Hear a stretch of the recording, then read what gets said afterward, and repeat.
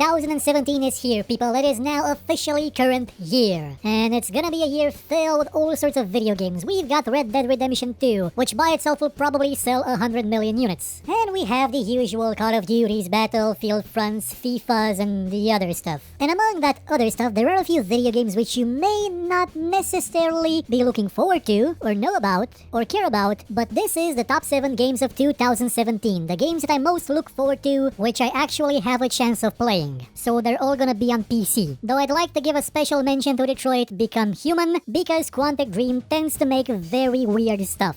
And the tech demo for Kara was probably their best game ever. Yeah, I know, it was a trailer, it's still fantastic. If D-Rest is a game, then that trailer was a goddamn trilogy. That being said, let's get it started with number 7. ELEX. There is something to be said about games created by Piranha Bytes. This is the studio that gave us the blueprint for the modern action RPG that everyone has reused time and time again with various degrees of success. You know, the third person wander around a big open world and kill stuff with a combat system that's often horrible. It all sort of started with Gothic, and yet Piranha Bytes hasn't quite been able to duplicate that success, well, apart from Gothic 2, which was also a masterpiece. They came close with the first Risen game. They got farther with the second one, and I did not play Risen 3, so I have no idea what they did with that one, or why Patty looks like that now. But all this could change with ELEX. This is a Piranha Bytes game, an open-world, sprawling, role-playing game where you play as one element and a giant mechanism. One person out on their own striving to make a difference, at least in the population of giant mutant chicken dinosaur things. ELEX is a sci-fi twist on the standard Gothic formula of games. It's Piranha Bytes trying something new, well, not entirely new, trying a new face for its type of game. Will it succeed? I have no idea. Some of the pre-release testing versions I've seen shown around at some events were a bit rough, but hey, that was a year ago. They have time to make this game right, I hope. If not, then yeah, it'll just be a Piranha Bytes game that again did not really go as well as it should have, or as it could have, if Piranha Bytes had a bigger budget. Frankly, they kind of need a bigger QA team. But at least it will be a fresh take on that style of game. No longer medieval, no longer Mediterranean, it'll be the future. And maybe it'll bring Piranha Bytes back into the mainstream, baby. Not that they ever were mainstream, but at least we'll have something else to put in the pantheon of Gothic, Gothic 2, and Risen 1, hopefully. Number 6. Mountain Blade 2, the Bannerlord. The original Mountain Blade was developed over the course of a lot of years by just 2 people. And it was one of the greatest gaming experiences ever made. It was elite with medieval armies that you got to control and fight besides. It was an amazing game.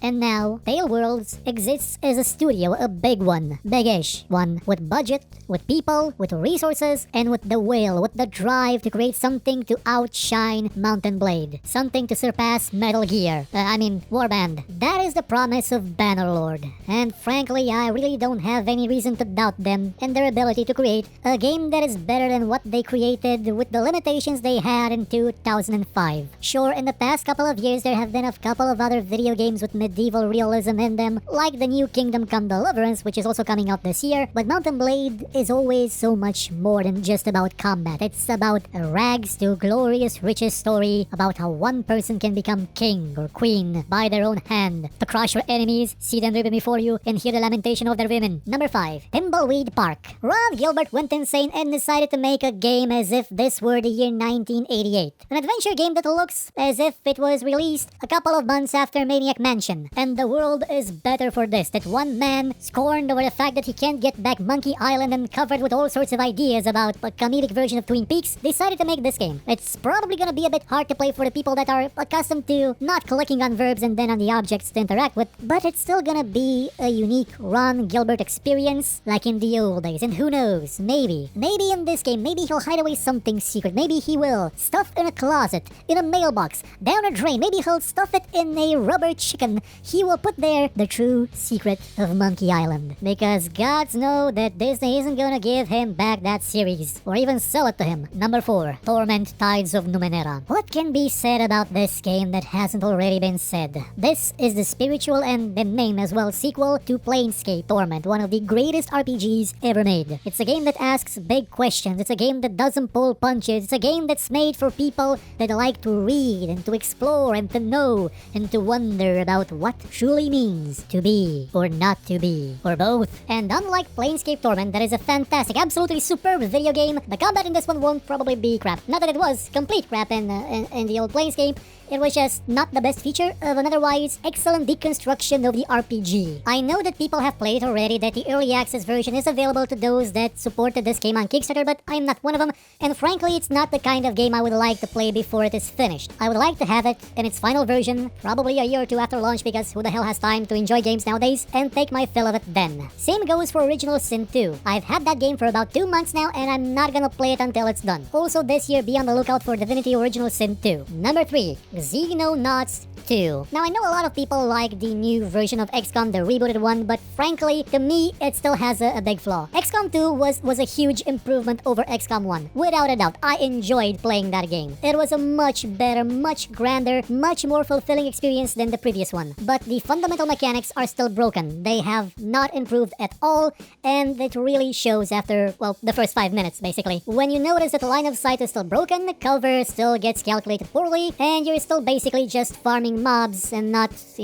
fighting an alien menace that may actually be hunting you. That is where Xenonauts comes in. The first one took forever to be released. It was announced even before 2K announced the third-person shooter FPS XCOM, and it was released even after that one. But it was a very good re-implementation of the core ideas of XCOM. Granted, not with a huge budget because they didn't have one, and with a more limited scope because, they couldn't go all out and have psionics in there too. They didn't have the resources, but its core mechanics were solid. It had a much larger sense of dread when you were opposing the aliens, mostly because they would actually be on the hunt for you. They would not stand idly still waiting for their doom and get a free turn just because otherwise it wouldn't be a fair fight. No, this was an even playing field in terms of rules. They just had better equipment and a pretty good AI. And Xenonauts 2 is gonna take things to a whole new level. Granted, that does mean having 3D graphics, and honestly, I would have preferred if they kept the 2D aesthetic because it looked unique, whereas now it's probably gonna look a bit too much like XCOM or all the other UFO games that were mildly good or just bad. But still, it's made by people that understand the core concept, the fundamentals of this game, and have shown the ability to create a good version of them. It'll also probably be delayed until 2019,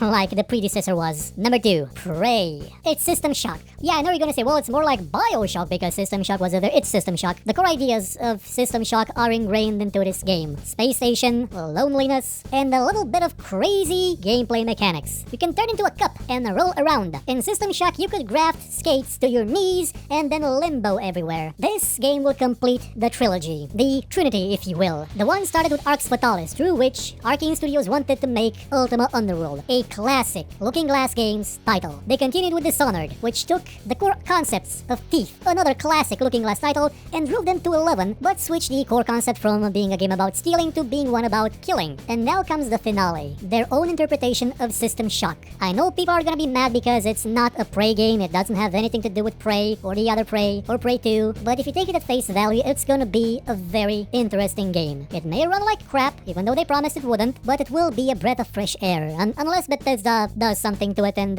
well, let's hope Bethesda doesn't do anything to it. And the number 1 game I'm waiting for in 2017 is Battletech. I haven't played a turn-based tactics game about mechs. No, not since a certain year. I have never played a video game about battle mechs that was in the form of tactical turn-based combat. I've played the RTT version, Mech Commander, I've played the single-player Mech Warrior games, and I really like Mech Warrior Online. But this is the game I need. A single-player, mission-driven, story-based, campaign-based game where you control your own lance of mechs and you go into combat and you can punch out a goddamn commando's head with an atlas. Hell, with an atlas, you can punch down at a commando and you'll be left with a coin. A big, flat coin. And the best part of it all, it's made by the people that created Battletech. Not in the sense that they've made other Battletech games or other MechWarrior games. They created the actual Battletech universe upon which everything was built on. So this game can probably not be awful at all.